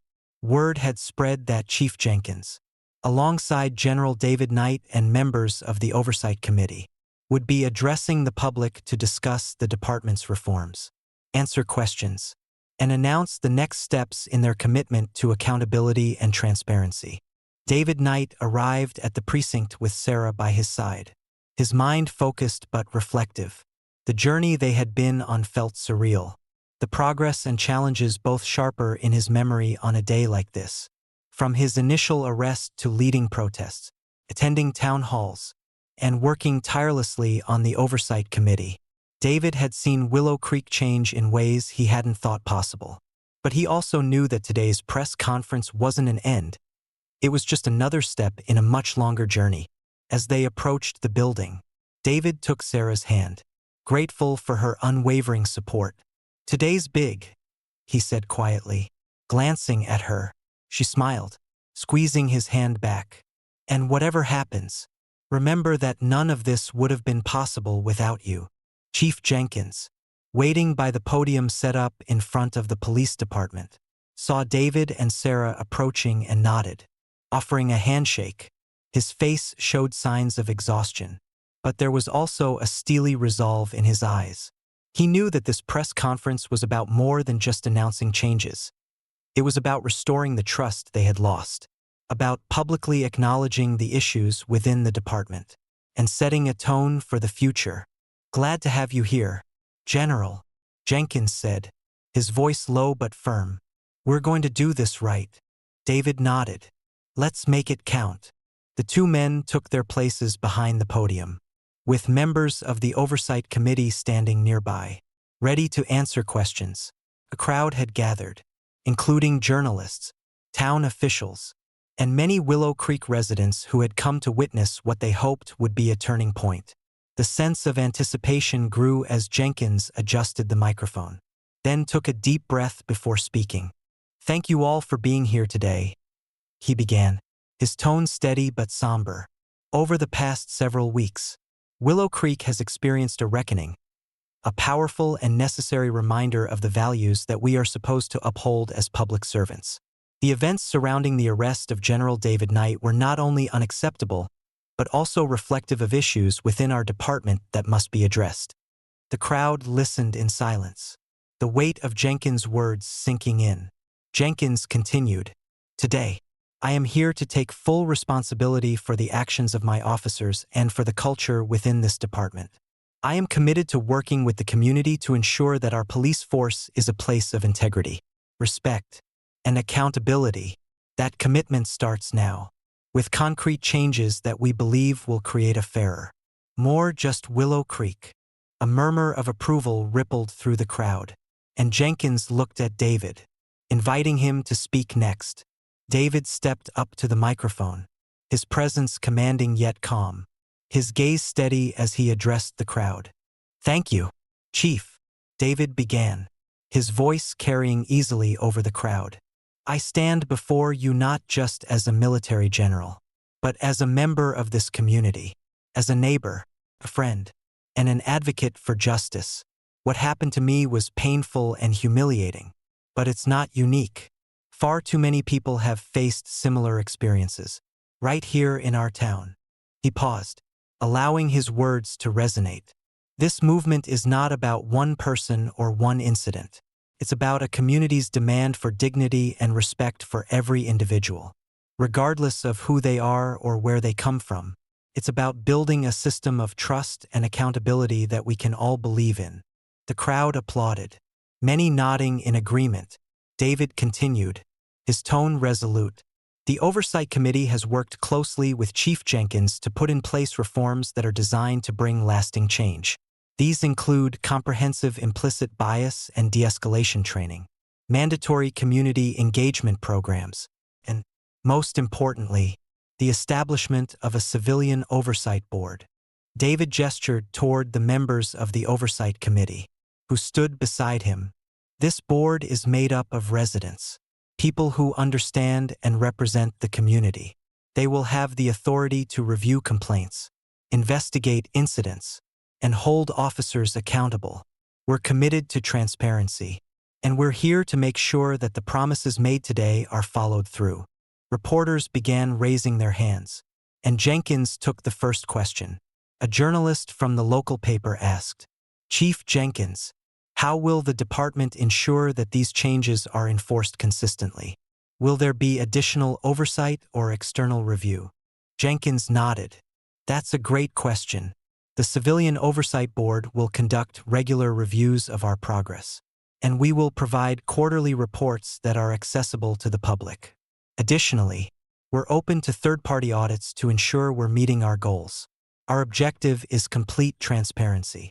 Another reporter addressed David, her voice filled with curiosity. "General Knight, what motivated you to take such an active role in these reforms? You could have pursued legal action or walked away. Why stay?" David's expression softened. "This is my community. I raised my children here. I have friends, family, neighbors, people I care about. When something goes wrong in your own home, you don't walk away, you make it right. I couldn't stand by and watch others face the same indignities. I chose to be part of the solution." The journalist smiled, visibly moved by his response, and jotted down notes. More questions followed, many focusing on the specifics of the new policies and the responsibilities of the Oversight Board. Elena, one of the committee members, spoke passionately about the board's role, explaining how community members could submit complaints, share their experiences, and participate in open forums. As the press conference continued, David noticed Officer Liam Scott standing in the crowd, watching quietly. Scott had come a long way since that night. He had openly acknowledged his mistakes and had become one of the department's biggest advocates for the reforms. David caught his eye and gave a small nod, one that Scott returned with a respectful acknowledgement. A voice from the back of the crowd suddenly spoke up, and the crowd parted to reveal Carla, the mother who had shared her son's story at the town hall. She stepped forward, holding a sign that read, "Justice for All." Her voice steady yet filled with emotion. "Chief Jenkins," she began, "we appreciate the changes being made, but I have one question. What will you do to make sure that the officers who still hold onto their prejudices are held accountable? How will you make sure that those who resist this change don't undo all the progress we're working for?" Jenkins looked at her, his gaze serious. "Carla, I can't promise that every officer will embrace these changes willingly, but I can promise that every officer will be held accountable. Any resistance to these reforms, any act of discrimination or abuse of power, will be met with consequences. That is my commitment to you and to this community." Carla held his gaze for a moment before nodding, a flicker of hope visible in her expression. The crowd erupted in applause, a powerful reminder of the unity and determination that had fueled the movement from the start. As the press conference came to a close, Jenkins addressed the crowd one last time. "We know that trust has been broken, and we know that it won't be restored overnight. But we are here, committed to earning that trust back, one step at a time. To the people of Willow Creek, thank you for holding us accountable and for pushing us to be better. This is only the beginning." The crowd cheered, the sense of hope palpable in the air. Reporters began to pack up their equipment. Residents lingered to talk among themselves, and the oversight committee members mingled with attendees, answering questions and encouraging ongoing involvement. David turned to Sarah, a smile breaking through his usual calm demeanor. "We did it," he said softly, the relief and pride in his voice unmistakable. Sarah hugged him tightly, her own voice filled with emotion. "Yes, we did, and we're going to keep doing it." As they made their way through the crowd, people stopped them, thanking David for his courage and leadership. Many shared their own experiences, expressing gratitude for the changes being made and promising to support the Oversight Committee's efforts. Chief Jenkins approached David, extending his hand. "I want to thank you, General," he said. "Without your dedication and persistence, we wouldn't have gotten this far. You've set a new standard for this town, and for all of us." David shook his hand firmly. "Thank you, Chief. I appreciate your commitment to making this right. But remember, this isn't just about policies, it's about changing the culture, rebuilding trust."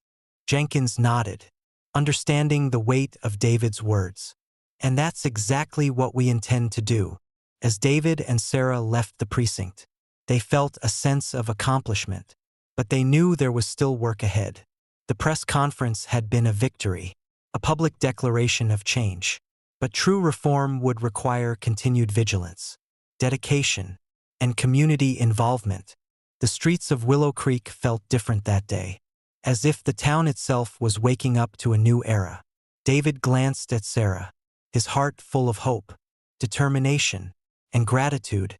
He knew that this journey would be one of the most important of his life, and he was ready to face whatever challenges lay ahead. Together, they walked home, side by side, their steps steady and strong, leading Willow Creek toward a future built on justice, respect, and unity. The weeks following the press conference marked the beginning of a profound transformation in Willow Creek. True to the promises made by Chief Jenkins and the Oversight Committee, reforms within the police department began to take shape, laying the groundwork for a new culture of accountability and respect. But the path to change was anything but smooth, and the pressure to uphold their commitments loomed over every decision the department made. One of the first initiatives implemented was the mandatory training in implicit bias, de-escalation tactics, and community engagement. Every officer, from rookies to veterans, was required to attend, including Chief Jenkins himself. The training sessions were held at the Willow Creek Community Center, led by experts in social justice, psychology, and law enforcement reform. On the first day of training, David Knight attended as an observer, along with Sarah and a few members of the Oversight Committee. They wanted to see the training firsthand, to ensure it was as thorough and meaningful as promised. The officers, many of whom David recognized from his time in the military and his work with the Oversight Committee, filed in with varied expressions. Some appeared eager to learn, others uncertain or even resentful. Among the officers sat Liam Scott, who had been on his own journey of self-reflection since that night when he had failed to intervene during David's arrest. He had become one of the strongest proponents of the reforms, encouraging his colleagues to embrace the changes and speaking openly about his mistakes. David caught Liam's eye and gave him a nod, which Liam returned with a determined smile. It was a reminder that even the most challenging shifts in perspective could happen with the right support. As the training began, the instructor, Dr. Alana Williams, a respected psychologist specializing in racial bias and conflict resolution, addressed the room with a calm yet commanding presence. Today, we're here to talk about accountability, respect, and, most importantly, how we treat every member of our community. Dr. Williams began. This training isn't just a formality. It's about learning how to truly understand one another and to see the humanity in every person you encounter. The session opened with exercises designed to challenge implicit biases. Officers were asked to examine their preconceived notions, to confront moments in their careers when they may have made assumptions based on appearances, backgrounds, or neighborhoods. The exercises were uncomfortable for many, but they were necessary, forcing each officer to look inward and question behaviors they had accepted as normal or necessary in their line of work. At one point, an officer raised his hand, expressing frustration. "I'm not saying I disagree with this," he said cautiously, "but I don't understand why we're being told to second-guess ourselves. We're trained to act fast, to make decisions in the moment. If we start hesitating, could cost lives." Dr. Williams listened patiently before responding. "You're right. Quick decision-making is essential in law enforcement, but understanding and acknowledging our biases doesn't mean you stop making decisions. It means you make more informed ones. It's about recognizing when those biases might cloud your judgment, especially in high-pressure situations." David watched the room carefully, seeing the internal struggle on many faces. This was exactly the kind of work they needed to do, not just in the police department but in the entire town, a willingness to confront the difficult truths and habits that had shaped them. Meanwhile, the Civilian Oversight Committee worked tirelessly to establish the policies and procedures that would hold the department accountable. The committee members held regular public meetings, inviting residents to voice their concerns, share experiences, and offer suggestions. The committee wasn't just a symbolic gesture. It was a bridge between the department and the community, allowing for a level of transparency that had been missing for years. One evening, the committee held a forum at the community center, inviting both officers and residents to engage in open dialogue. The room was filled with people of all ages and backgrounds, all eager to participate. David and Sarah sat with the other committee members at the front of the room, observing as residents shared stories of times they had felt unfairly targeted or mistrusted by the police. One elderly man, Mr. Harlan, spoke about an experience he'd had decades ago when he was pulled over and questioned for driving suspiciously through a wealthy neighborhood. "I was just on my way home from work," he said, his voice steady but laced with bitterness. "But that officer saw me as a threat because of how I looked, not because of anything I did. I never forgot that feeling." After he spoke, Officer Scott raised his hand and asked to respond. He walked to the front of the room, visibly moved by the stories he had heard. "Mr. Harlan," he began, "I want to apologize on behalf of every officer who has made you or anyone else feel that way. I know I can't change what happened, but I want you to know that there are officers here who are committed to doing better. I'm one of them, and I'm grateful for the opportunity to earn your trust." A ripple of approval moved through the room, and David couldn't help but feel proud of Liam's growth. Scott's openness and willingness to listen had already begun to inspire others in the department. setting a standard for accountability that was sorely needed. As the weeks turned into months, the reforms continued to gain traction, though not without resistance. Officers like Ryan Cole, who had never accepted the need for change, grew more isolated within the department. Cole's open defiance of the new policies and his disdain for the Oversight Committee placed him under scrutiny. His peers, once supportive of his rigid approach, began to distance themselves, realizing that the culture was shifting and that there was no place for those unwilling to adapt. One day, after a series of heated exchanges with Jenkins and the committee, Cole was placed on probation. It was a decisive move by Jenkins, who understood that Cole's resistance could threaten the progress they had made. Word of Cole's probation spread quickly, and though it angered a few of the more resistant officers, it reassured the community that the department was serious about holding itself accountable. Despite these challenges, Willow Creek began to feel like a different place. Community events flourished, and the bond between residents and law enforcement grew stronger. The Know Your Rights workshops became a staple in local schools and community centers, educating residents on their rights and providing spaces where people could openly discuss their concerns. The Civilian Oversight Committee continued to host public forums, allowing residents to monitor the department's progress and voice any issues. Transparency became a cornerstone of the new Willow Creek, and residents were no longer afraid to speak up. David's presence in these meetings remained steady. He was a source of guidance and hope, reminding everyone of why they had started this journey. One evening, as David and Sarah attended a community picnic organized by local businesses, David was approached by Carla, the mother who had shared her son's story at the town hall. She looked at him with a smile, her face filled with gratitude.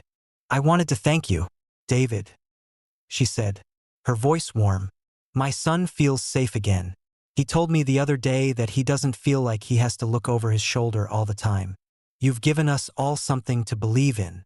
David's heart swelled with pride, and he smiled, shaking her hand. "Thank you, Carla. But this change belongs to all of us. We stood together, and that's what made the difference." As the sun set over Willow Creek, casting a warm glow over the town, David looked around at the familiar faces, neighbors, friends, even former strangers who had come together as allies. He thought of the journey they had taken, the obstacles they had overcome, and the promise of a fairer, safer community they were building. When the event wound down, David and Sarah returned home, feeling the quiet satisfaction of knowing they were part of something larger than themselves. David stood on the porch, looking out over the neighborhood, his heart filled with hope. Turning to Sarah, he said, "We're not finished, but for the first time in a long time, I feel like we're on the right path, like we're building something that will last." Sarah placed a hand on his shoulder, her face filled with pride. "And we are, David. This is just the beginning of what we can accomplish."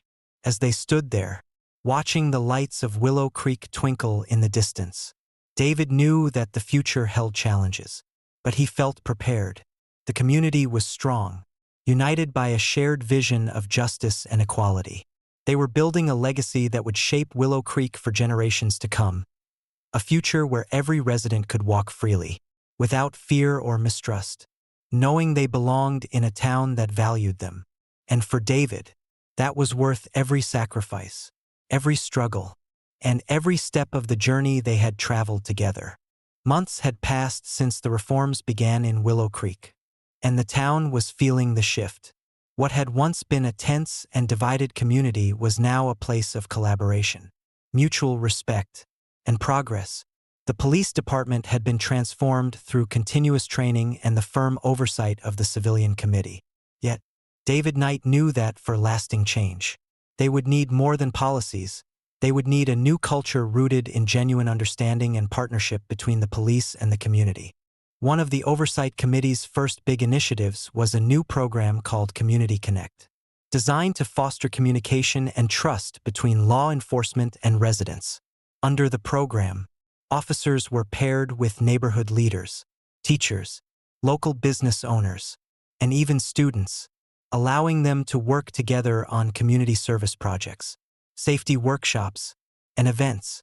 David, Sarah, and the Oversight Committee had spent weeks organizing, recruiting volunteers, and brainstorming ways to bring people together in a way that went beyond the occasional public meeting. The first event under the Community Connect program was a family day held at Willow Creek Park, featuring games, food trucks, live music, and activities for all ages. It was a chance for residents and officers to interact in a relaxed, positive setting, where uniforms and titles were set aside and everyone was simply a part of Willow Creek. On the day of the event, the park was alive with laughter and music, children running around playing games, and families gathered under picnic tents. Officers wore casual clothes and mingled with the community, many of them engaging with residents in ways that would have been unthinkable months before. It was a side of the police force that most people had never seen, and it broke down barriers, allowing both sides to see each other as human beings first. David and Sarah arrived early, working with the event volunteers to set up tables, hand out flyers, and make sure everything was running smoothly. As they watched people arriving in waves, David couldn't help but feel a deep sense of fulfillment. Willow Creek had come so far, and this event felt like a culmination of everything they had worked toward, a celebration of resilience, hope, and unity. As he moved through the crowd, greeting neighbors and thanking them for attending, David noticed Officer Liam Scott laughing with a group of teenagers by the basketball court. Scott had become an example of the changes the department was trying to implement, not only attending every training and community event but also openly advocating for his colleagues to embrace the reforms. Seeing him engage so effortlessly with the youth made David realize just how much progress they had made. Scott noticed David watching and waved him over. "General Knight, we've got a 3-on-3 game going. You in?" he called. Grinning, David laughed, shaking his head. "I'm afraid my basketball skills aren't what they used to be, Officer Scott, but I'll happily cheer from the sidelines." Scott's laughter was genuine, and David felt a surge of pride for the young officer. Scott had transformed into a true ally, someone who could be trusted to help lead the department into the future. As the day continued, David and Sarah moved around the event, checking in with committee members and participants. At one point, they were approached by Carla, the mother who had spoken out at the town hall. She had brought her teenage son, Marcus, who had been hesitant to attend initially. He'd heard about the tensions and struggles surrounding his mother's involvement in the Oversight Committee, and he wasn't sure he trusted the police, even with all the reforms. But now, seeing Officer Scott laughing and joking with the other kids, something softened in Marcus. Carla introduced him to David, who extended his hand warmly. "Nice to meet you, Marcus," David said with a kind smile. "Your mom has been a strong voice in all of this. You should be proud of her."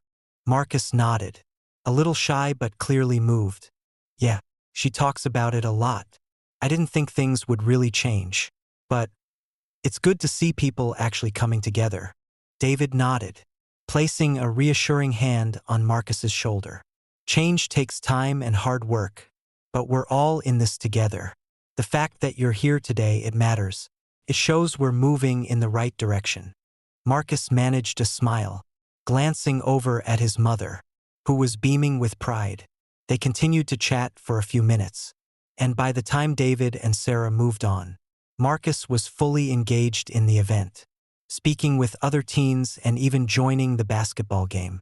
As the day went on, David was approached by many people who wanted to share their gratitude, their experiences, and even their hopes for future programs.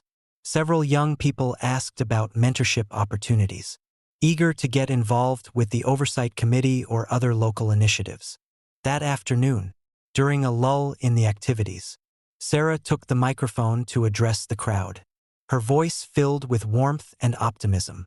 "Thank you all for being here," she began, looking out over the sea of faces.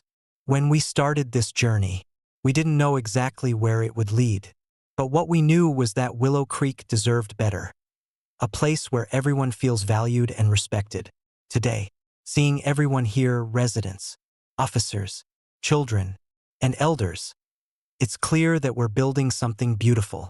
The crowd applauded, many people nodding in agreement. Sarah continued, "This isn't the end of our work. It's just the beginning. I hope that what we're building here today will inspire all of us to keep coming together, to keep showing up for each other, and to keep fighting for a Willow Creek that belongs to everyone." The applause grew louder, and David took her hand, beaming with pride. Her words had captured the heart of what they had been striving for. A community united not by its past struggles, but by its shared vision for the future. After her speech, David was approached by Chief Jenkins, who had been observing the event from a distance. He looked around, his expression thoughtful, before turning to David. "This is incredible," Jenkins said quietly. "I didn't think I'd ever see Willow Creek like this, and to be honest, I wasn't sure it was possible." David smiled, nodding. "It wasn't easy, Chief, but you took the first steps. You listened, you acted, and that's what matters. This event, everything we're seeing here, is the result of your willingness to change." Jenkins looked down, visibly moved.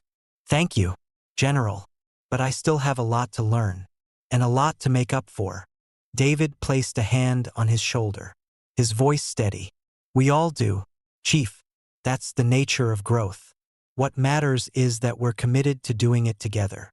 As the sun began to set, the event wound down, with families packing up their belongings and volunteers cleaning up the park. David and Sarah stayed until the last tent was packed up, thanking every volunteer and resident who had made the day possible. That night, as they walked home through the quiet streets of Willow Creek, David felt a sense of peace he hadn't felt in a long time. The town had been through so much, but it was finally healing. They had built something real, something that went beyond reforms and policies, a sense of community that couldn't be broken. Back at home, David and Sarah sat on the porch, watching the stars appear in the sky. They were tired, but it was the good kind of tired, the kind that comes from a day spent building something meaningful. "This feels different, doesn't it?" Sarah said softly, leaning her head against David's shoulder. "Like we've really turned a corner." David nodded, his gaze fixed on the horizon. "It does, but we can't get complacent. We've got to keep going, keep building, keep showing up." Sarah smiled, knowing he was right. "And we will. We've come too far to turn back now." They sat in comfortable silence, both of them aware of the journey they had taken together, their struggles, their victories, and the unbreakable bond they had forged with their community. They knew the road ahead would still have its challenges, but they also knew they were no longer alone. For the first time, David felt that Willow Creek wasn't just a town he lived in. It was a place he belonged to, a community he had helped shape, and a home that he would continue to fight for. And as they sat together, side by side, David felt a quiet, steadfast confidence that whatever the future held, Willow Creek would face it together, stronger, united, and ready for anything. A year had passed since the night of David Knight's arrest, and Willow Creek had been transformed in ways no one could have predicted. The town's commitment to justice, equality, and community resilience had reshaped not only its institutions but also the hearts and minds of its residents. The reforms initiated by the Civilian Oversight Committee, led by David and other dedicated members, had taken root, influencing how people saw each other and the responsibility they shared to create a safe and inclusive environment for everyone. To mark the anniversary of the changes, the town organized an event called Willow Creek Forward, a celebration and a reflection on the progress they had made together. Residents, local leaders, and officers gathered in the town square, where a stage had been set up. Banners reading "Unity Through Action" and "Together for Willow Creek" hung proudly, symbols of the journey they had all embarked upon. David Knight stood backstage, looking out at the crowd that had gathered. He could see familiar faces, people who had been with him from the beginning, who had marched, spoken out, and worked tirelessly alongside him. As he scanned the crowd, He noticed Carla and her son Marcus, Officer Liam Scott chatting with residents, and Chief Jenkins, whose commitment to change had never wavered. Sarah joined him, resting a hand on his shoulder. "Look at what you've done, David," she said softly, pride evident in her eyes. "This wouldn't have happened without you."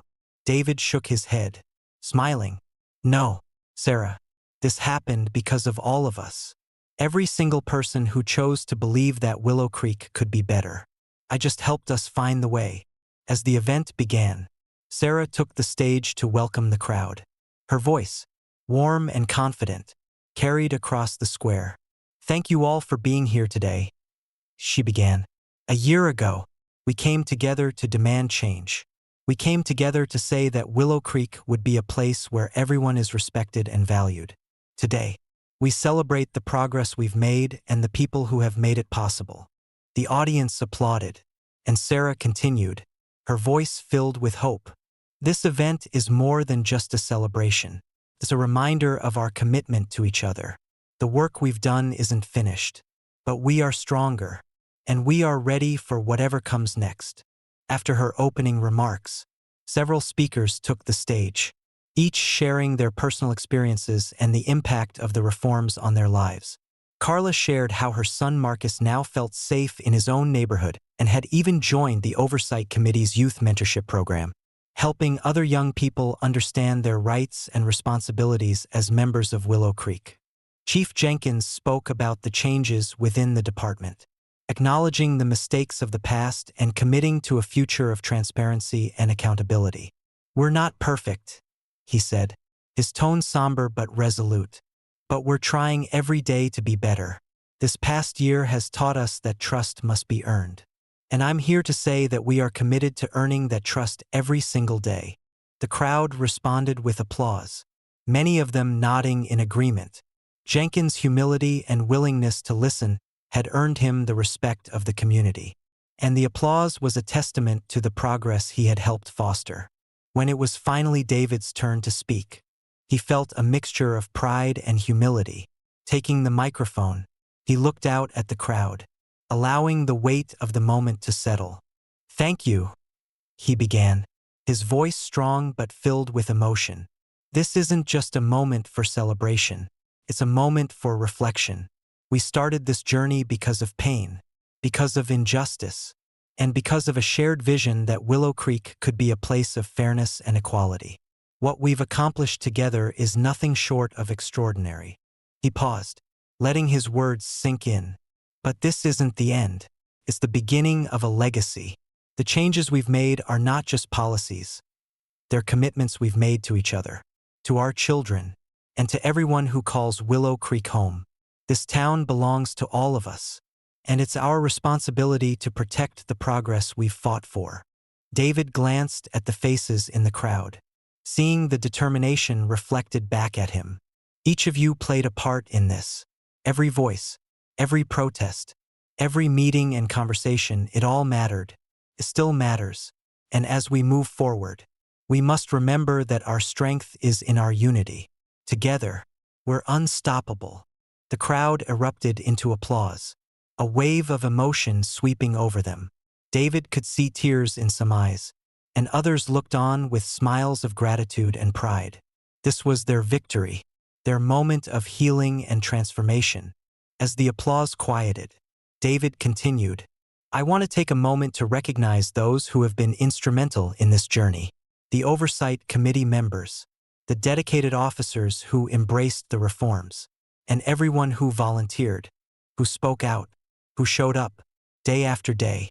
Change takes courage, and each of you embodies that courage."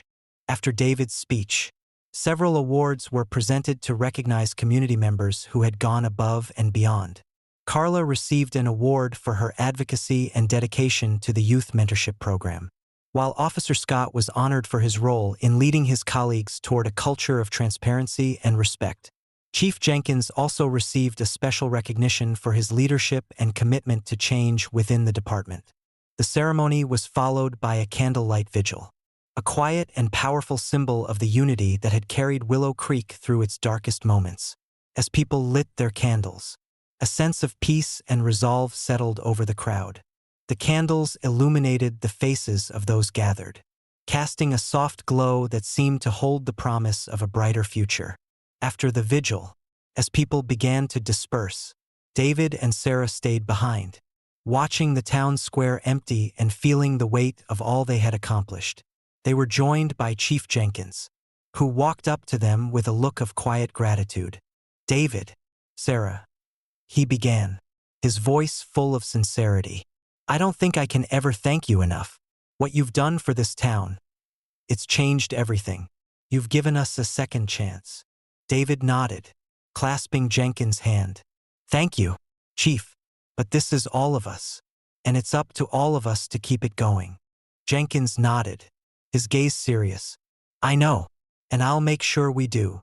As Jenkins left, David and Sarah walked slowly through the town square, reflecting on the journey that had brought them here.